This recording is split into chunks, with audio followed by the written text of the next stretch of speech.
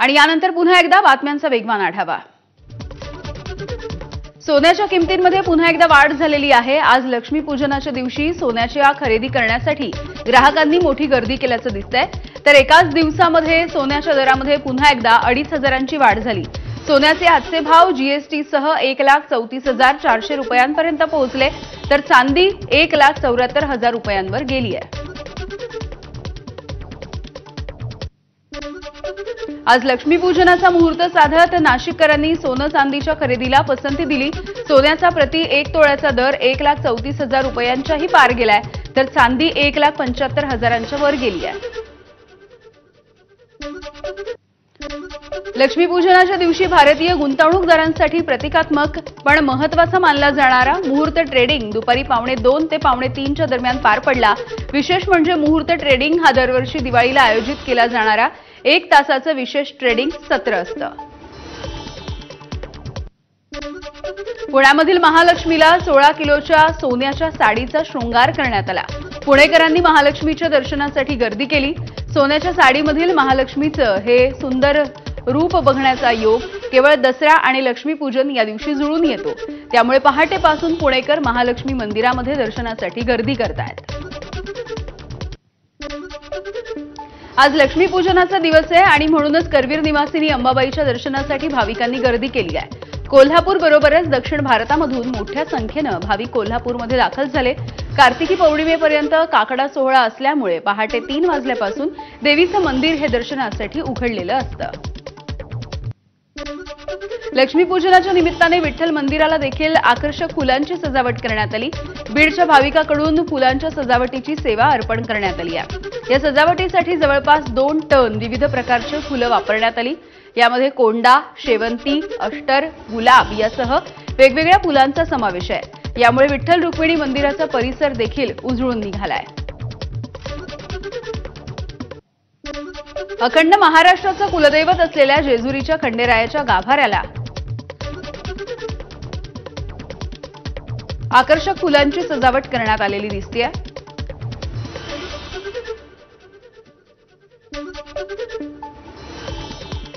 आणि यानंतर जेजुरीची बातमी बघूयात। अखंड महाराष्ट्राचं कुलदैवत असलेल्या जेजुरीच्या खंडेरायाच्या गाभाऱ्याला फुलांची आकर्षक सजावट करण्यात आली आहे। अश्विन अमावस्या तसंच लक्ष्मीपूजनाच्या निमित्तानं खंडोबा मंदिरामध्ये देखील फुलांची आकर्षक सजावट होते।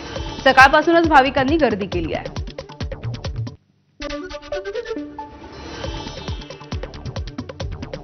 आज दिवाळीचा सण आहे। लक्ष्मीपूजनाच्या दिवसाचं मोठं महत्त्व आहे। भगवान श्रीरामानं 14 वर्षांच्या वनवासानंतर रावणाचा वध करून ते अयोध्येला परतले आणि ही घटना आपण दिवाळी म्हणून साजरी करतो। याच अनुषंगाने नाशिककर देखील आजच्या दिवशी प्रभू श्री काळारामाच्या दर्शनासाठी बाहेर पडत असतात। भाविकांची मंदिराच्या बाहेर मोठी गर्दी दिसून येते। शिर्डीच्या साईबाबांच्या मंदिरामध्ये पारंपरिक पद्धतीने दीपावली साजरी केली जाते। लक्ष्मीपूजनाच्या निमित्ताने साईबाबांच्या मंदिरात आकर्षक विद्युत रोषणाई आणि फुलांची सजावट करण्यात आली। हजारो भक्त साईबाबांचं दर्शन घेऊन दिवाळी साजरी करतात। दिवाळीच्या निमित्तानं श्री रेणुका देवीची अलंकार पूजा करण्यात आली। श्री रेणुका देवीचं मंदिर आकर्षक फुलांनी सजवलं गेलंय। मुख्य पुजाऱ्यांच्या हस्ते मातेची महाआरती देखील पार पडली आहे।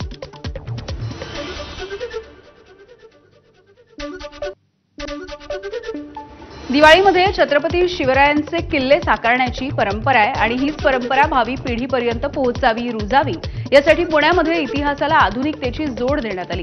पुण्यामधील 71 वर्षीय हेमंत जोगदेव या आजोबांनी ही किमया साधली। किल्ल्यासमोर साकारलेल्या या आधुनिक शहरामध्ये प्रत्येकाशी निगडीत उपाययोजना देखील उभारल्या गेल्या।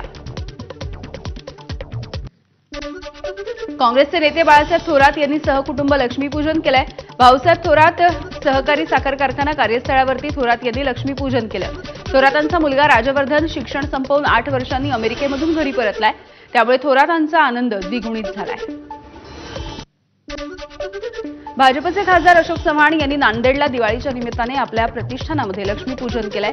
यावेळेला त्यांच्या पत्नी देखील उपस्थित होत्या। तसंच स्त्री शक्तीचा सन्मान म्हणून अशोक चव्हाण दरवर्षी दिवाळीला दोन्ही मुलींच्या हस्ते लक्ष्मी मातेची पूजा करतात।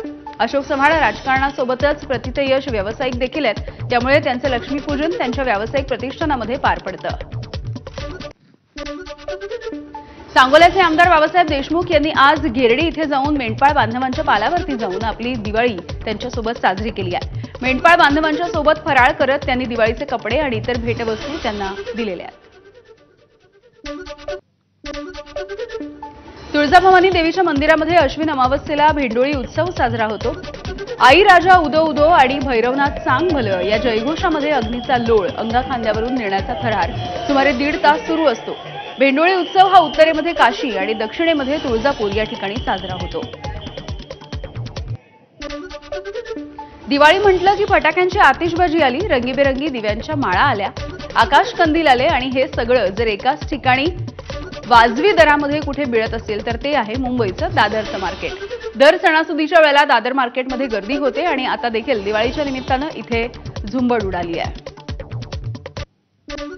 कोल्हापूरमध्ये ढगांच्या गडगडाटासह शहरामध्ये सध्या जोरदार पाऊस सुरू झालाय। पावसानं अचानकपणे हजेरी लावली, नागरिकांची तारांबळ उडाली आहे। दिवाळीच्या खरेदीसाठी बाहेर पडलेल्या नागरिकांचा मात्र खोळंबा झाला।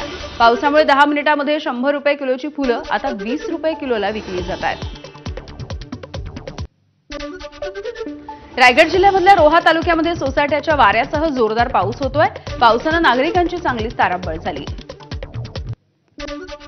रायगड जिल्ह्याच्या दक्षिण भागाला आज पुन्हा एकदा परतीच्या पावसानं झोडपून काढलं। माणगाव, इंदापूर आणि कोलाड या परिसरामध्ये मुसळधार पाऊस झाला आणि पुन्हा एकदा शेतकऱ्यांना फटका बसला।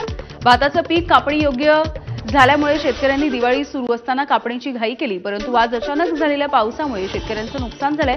पावसाचं पाणी शेतामध्ये साचून राहिलंय, भाताच्या लोंब्या भिजून गेल्या तर कोंब येण्याची देखील भीती आहे।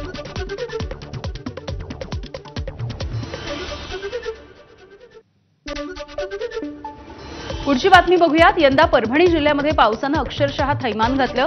आज लक्ष्मीपूजन आणि सगळीकडे तयारी सध्या सुरू होती, यामध्येच आता परभणीत जोरदार पाऊस कोसळतोय।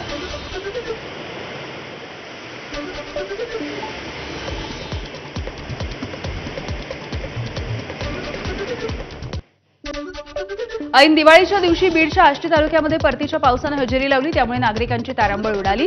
ऐन सणासुदीच्या कालावधीमध्ये पावसानं हजेरी लावल्यामुळे बाजारपेठेमध्ये देखील दानादान उडाली आहे। छत्रपती संभाजीनगरच्या अनेक भागांमध्ये ऐन दिवाळीच्या दिवशी जोरदार पाऊस कोसळतोय। पैठण आणि वैजापूर तालुक्यामधील अनेक भागांमध्ये दुपारच्या नंतर पाऊस बरसला, त्यामुळे नागरिकांची धावपळ झाली।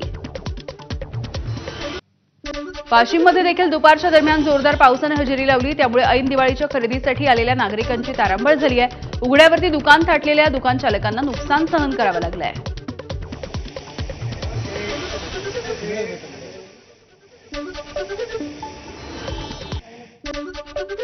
दिवाळीमध्येच अकोला शहरामध्ये देखील मुसळधार पावसानं हजेरी लावली आहे। दिवाळी बाजारपेठेमध्ये विक्रेते आणि ग्राहकांची प्रचंड गर्दी असल्यामुळे अचानकपणे पाऊस सुरू झाल्याच्या नंतर या सगळ्या नागरिकांची धावपळ झाली आहे। दिवाळीच्या सकारात्मकतेची आणि माओवाद्यांच्या कमी होत चाललेल्या दहशतीची ही बातमी आहे। गेल्याच आठवड्यामध्ये गडचिरोली तसंच छत्तीसगडमधल्या माओवाद्यांनी मोठ्या प्रमाणावरती आत्मसमर्पण केलं होतं। यानंतर सतत नक्षलवाद्यांच्या दहशतीखाली जगणाऱ्या गावांमध्ये यंदा वेगळाच दिवाळीचा उत्साह दिसतोय। माडवी हिडमा या सर्वात क्रूर माओवादी नेत्याच्या पुवर्ती गावामध्ये नागरिकांनी सर्व दहशत झुगारून दिवाळी साजरी केली आहे। नागपूरच्या जनसंघर्ष समितीच्या कार्यकर्त्यांनी पुवर्ती गावामध्ये दिवाळी साजरी करण्यासाठीचं साहित्य घेऊन जाऊन गावकरी आणि सुरक्षा दलाच्या जवानांच्या सोबत ही दिवाळी साजरी केली।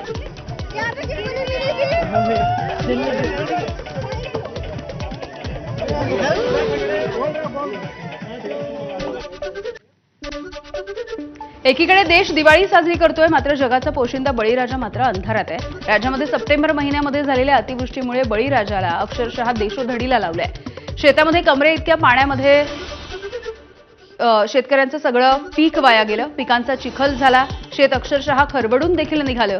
आता या बळीराजाला सावरण्यासाठी सरकारनं पॅकेज जाहीर केलं, मात्र शेतकऱ्याच्या खात्यामध्ये पैसेच जमा झाले नाहीत, त्यामुळे शेतकऱ्यांची दिवाळी अद्याप तरी अंधारात होती आहे। कित्येक गावांमध्ये वीज देखील आलेली नाही, जनरेटरवरती आता कंदील लावायची वेळ आली आहे। पणतीमध्ये टाकायला तेल नाहीये, गोडाधोडाचं बनवायला शिधाच उरला नाहीये। अशा वेळेला बळीराजानं जगायचं तरी कसं? सरकार देखील आश्वासनं देऊन पूर्ण करणार नसेल तर बळीराजानं कोणाकडे बघायचं असा सवाल आहे।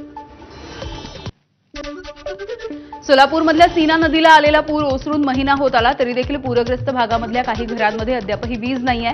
जनरेटर लावून घरामध्ये आकाशकंदील पेटवण्याची आणि दिवाळी साजरी करायची वेळ आली आहे। सरकारनं जाहीर केलेली मदत अद्यापही पोहोचली नाहीये। तात्पुरत्या स्वरूपामध्ये दिलेले 10,000 रुपये हे जनरेटरच्या 4 दिवसाचं भाडं आणि डिझेललाच गेलेत। दिवाळीच्या किटमध्ये आलेल्या वस्तूवरती दिवाळी करतोय, पण जनावरांना चारा नसल्यामुळे ऊस कापून त्यांना घालावा लागतोय। तिऱ्हे पाथरी गावामधल्या शेतकऱ्यांनी ही आपबीती सांगितली आहे। प्रति गुंठा 1200 ते 1300 रुपये देऊन आम्ही प्रवास खर्च करून गुरांना टाकतो, पण पुढे ती वेळ येऊ नये म्हणून दिवसाला 4 शेतकरी मिळून आम्ही एक जनरेटर तास चालवतो। तासाला आम्हाला 2,000 रुपये प्रति 2,000 रुपये खर्च होतो। कारण ते पुढचं जर हाळवाडी जर वैरण संपली तर आम्हाला परत वैरण मिळणार नाही। त्या वैरणीसाठी आम्ही जनरेटर चालू केले आणि लहान मुलांचा जर रडण्याचा आवाज होता, आम्हाला आकाशकंदील पाहिजे, हे पाहिजे, त्यासाठी आम्ही कोरडा आकाशकंदील उभा केलेला आहे। धाराशिवच्या भूममधील आंबी गावातल्या गटकुळू कुटुंबाच्या घराला महापुरानं विळखा घातला होता। ही बातमी एबीपी माझानं दाखवली होती। महापुरामध्ये गटकुळू कुटुंबाच्या घरामध्ये चिखलाचं साम्राज्य होतं। मुलांची दप्तरं, वह्या, पुस्तकं हे सगळं काही पुराच्या पाण्यामध्ये वाहून गेलं होतं। त्यांचा आक्रोश बघितल्याच्या नंतर अनेकांनी मदतीचा हात देखील पुढे केला। संवेदनशील हातांच्या मदतीमुळे हे कुटुंब आता हळूहळू सावरत आहे। यंदाची दिवाळी ते कशा पद्धतीने साजरी करतायत जाणून घेऊया। दिवाळी कशी साजरी, आता दिवाळी करायची तर इच्छाच नव्हती आमची, कारण घर सगळं चिखला पाण्यात गेलं होतं। घर साफसफाई करण्यात 8-15 दिवस गेले। मग इकडं पसारा आणायचा, तिकडं पसारा आणायचा, ह्यातच आमचे काही दिवस गेले। मग परत पसारा इकडं आणला आणि काही जण सरकारने बी आम्हाला मदत केली। महापुराच्या नंतर मंत्र्यांनी बांधावरती जाऊन शेतकऱ्यांची विचारपूस केली, मात्र अद्यापही त्यांना मदत काही मिळालेली नाही आहे। दिवाळीच्या आधी शेतकऱ्यांना मदत देण्याचं सरकारचं आश्वासन हवेतच विरलं की काय असा प्रश्न पडतोय। कोलमडून पडलेल्या द्राक्ष उत्पादक शेतकऱ्याला अजूनही मदत मिळाली नाही। जमीनदोस्त झालेली द्राक्षाची बाग अजूनही तशीच आहे। त्यामुळे नैसर्गिक संकटामुळे यंदाची दिवाळी देखील दुःखात आहे। मंत्री गिरीश महाजन यांनी पाहणी केलेल्या द्राक्ष बागेमध्ये महिनाभराच्या नंतरही त्या शेतकऱ्याला मदत मिळालेली नाहीच आहे। मदत मिळाली नाही, आता महिना उलटला तरी बी मदत मिळालेली नाही। नेमकं जनावर आमची 4 वाहून गेली तर त्याचा मग डायरेक्ट म्हणते ते पंचनामा दाखवा। आता वाहून गेल्या जनावरांचा पंचनामा कसा दाखवायचा? बागेचं इतकं नुकसान झालेलं हे काढण्याचा प्रयत्न आहे, निघता इथं जाळून काढले आम्ही। छत्रपती संभाजीनगरच्या जिल्हाधिकारी निवासस्थानासमोर शेतकऱ्यांनी अर्धनग्न आंदोलन केलंय। यावेळेला शेतकरी सोबत चटणी भाकरी देखील घेऊन आले होते। अतिवृष्टीमुळे आणि शेतकऱ्यांचं मोठं नुकसान झालेलं आहे, त्यामुळे शेतकऱ्यांना दिवाळीपूर्वी अनुदान देणार असल्याचं सरकारनं म्हटलं होतं। मात्र अद्यापही शेतकऱ्यांच्या खात्यावरती एक पैसा देखील जमा झालेला नाहीये। त्यामुळे स्वाभिमानी शेतकरी संघटनेनं हे आंदोलन केलं।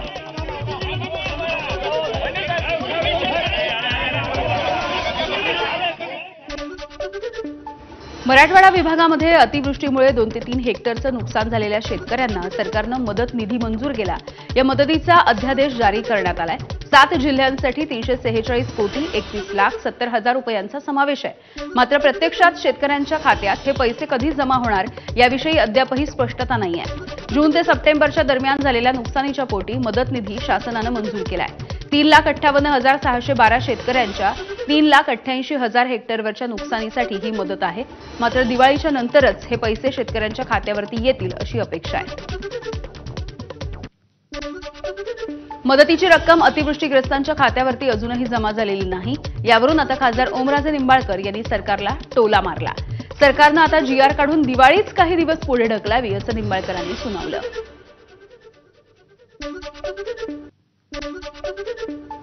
मला तर वाटतं सरकारने एक जीआर काढावा आणि दिवाळीच काही दिवस पुढे ढकलता येते का बघावी। सरकार ज्या पद्धतीने सांगत होते किंवा दिवाळीच्या पूर्वी आम्ही सगळ्या शेतकऱ्यांना मदत करू, आज तुम्ही प्रत्येक गावागावात जावा, काय अवस्था आहे, काय परिस्थिती आहे। आज सुद्धा अजून जी त्यांचे सगळे सरकारी सोपस्कार आहेत ते सोपस्कार बऱ्याच ठिकाणी शेतकऱ्याला आडवे येतात आणि बऱ्याच शेतकऱ्यांच्या खात्यावर जी रक्कम त्या ठिकाणी जमा झालेली आहे ती रक्कम काय बँकेने आडमुठेपणा केल्यामुळे त्याला होल्ड लावण्याचे प्रकार चालू आहेत आणि मग तिथे शेतकरी नागावला जातोय।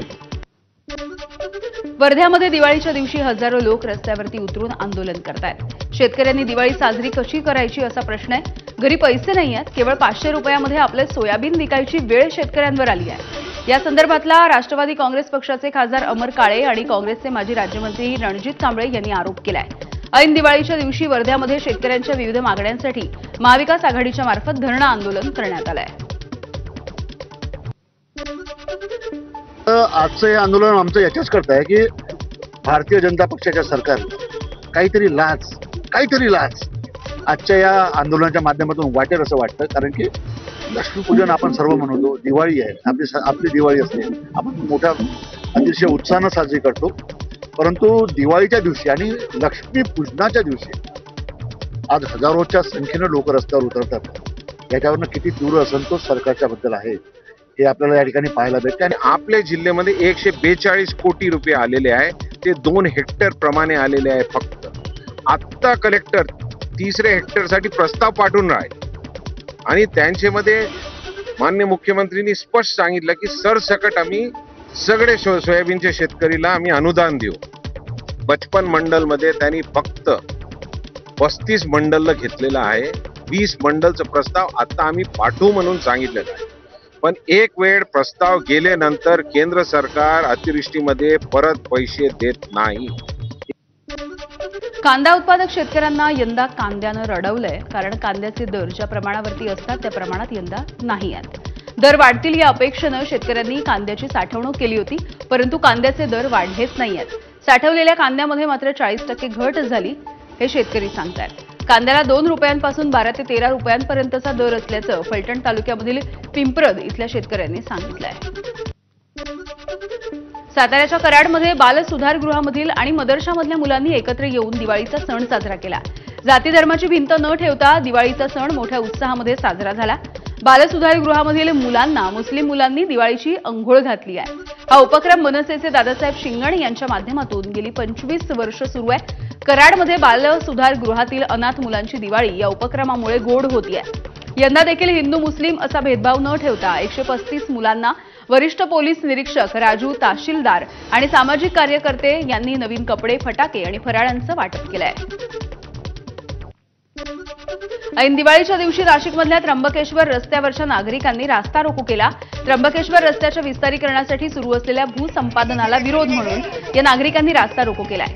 एमएमआरडीएकडून रस्त्याच्या व्यतिरिक्त जमीन कोणताही मोबदला न देता अधिग्रहित केली जाते आणि त्यामुळे हे शेतकरी आक्रमक झाले.